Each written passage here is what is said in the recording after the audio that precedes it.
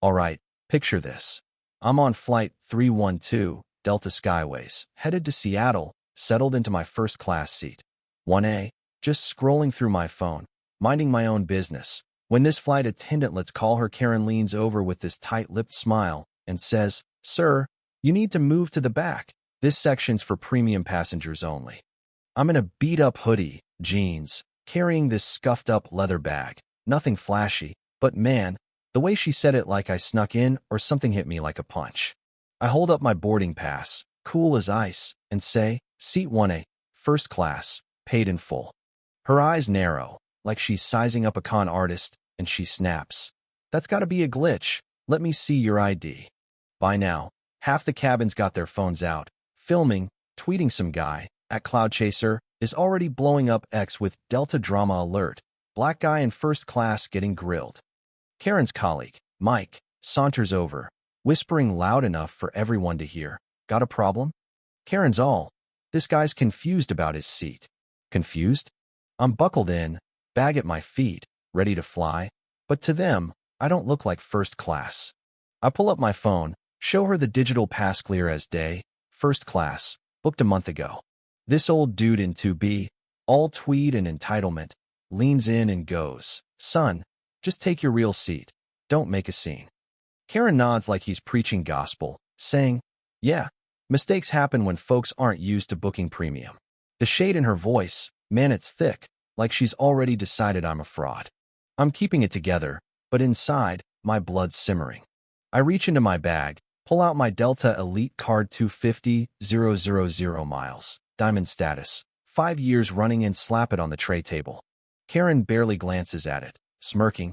"You can buy those online now, sir. Please move to coach." At Cloud Chaser's live feeds going nuts, 200 retweets in minutes, Delta bias trending. Then the captain, Greg Thompson, steps out, all crisp uniform and silver hair, not even looking at me as he says, "You're holding up my flight. Son, take your coach seat or we're calling security." Son, I'm 38, a CEO, but to him, I'm just some kid trying to scam a free upgrade. I start recording, calm but firm. It's 3:15 p.m., flight 312. I'm being asked to leave my paid seat despite showing my docs. Greg barks, "Put that phone away. You're being disruptive." I shoot back, "I'm documenting discrimination, sir." Security rolls up 12 officers. One guy, Tom, looking like he's seen this movie before. I hand him my pass, my ID, everything. He checks it, frowns, and says to Greg, "This checks out, first class, 1A." Karen's still doubling down. "It's fake. These people know how to game the system. These people." The cabin goes dead quiet. Even the lady in 3C, DR. Emily Harper, who's been filming, snaps, "Why aren't you checking his docs properly? You just assumed he's lying." I make a quick call, voice low, "Hey, push the board meeting to room B. I'm handling something." Emily catches a glimpse of my phony a text about an emergency session, and her eyes narrow, like she's piecing together I'm not just some random guy. We're at the gate now, flight delayed 20 minutes, and the ground supervisor, Linda Carter, storms in, all business. She studies my docs like they're a crime scene, then says, "Mr. Jackson, your papers seem fine, but you're being argumentative, so we're reseating you in coach." Argumentative? I was sitting there, showing proof, staying calm. At Cloud Chaser's stream hits 3,000 viewers, comments screaming, "This is 2025, how's this still a thing?" I pull out my business card, hand it to Linda, and her face drops like she's seen a ghost. Ethan Jackson, CEO of Horizon Ventures, $2 billion in revenue, 19% stake in Delta Skyways.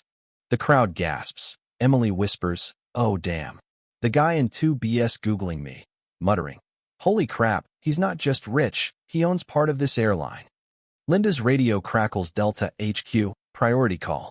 I check my watch, a Patek Philippe I never flaunt, and say, "You'll want to take that." It's their CEO, Diane Walsh, voice tight. "Ethan, what the hell's going on?" I lay it out. "I'm being kicked out of my seat, Diane, despite showing proof, and it's all live-streamed. Your stock's down 1.8% already." I pull up a doc on my tablet, share it with her board on a video called Delta's 2024 Stats, 128 discrimination complaints, 39% above industry average. I hit them with 5 demands. Fire Karen and Greg, roll out bias training in 30 days, set up a $400,000 inclusion fund, issue a public apology, and do it all in 72 hours, or Horizon pulls our stake. Diane's silent. Then, done. The gate erupts, passengers cheering, Emily high-fiving the guy next to her. 3 days later, I'm in my Seattle office, reports piling up. Karen and Greg are gone, training's live, and an anonymous hotline's already got 3 complaints. Delta's stock jumps 2.9% after Diane's viral apology video, 700K views in hours. But the real win? Emily calls, says her hospital's now using my playbook for bias reform. A kid, Maya, emails Mesh faced the same crap on a United flight, but didn't have my clout. Now she's suing with ACLU backing. My Horizon Ventures starts the Fair Skies Fund, bankrolling 37 cases in 6 months. A year later, I'm keynoting the Equity in Travel Summit in Atlanta, 1,200 folks in the room, 200K streaming. I show a graph: airline bias complaints down 68% since my fight. Even Karen's there, now a DI trainer, owning her screw-up, saying, "Ethan changed how I see people." As I board Flight 312 again, same route, same seat, a new attendant, Jamal, greets me, "Mr. Jackson, welcome, you good?" I look around. First class is a mix of faces, all treated right. That's the win, not the headlines or the stock spike, but knowing the next guy like me won't have to fight to be seen. So, tell me in the comments, what's your story? Ever faced this kind of nonsense, or seen it go down? How do we keep pushing for a world where everyone gets a fair seat? Drop your thoughts. Let's keep this convo flying.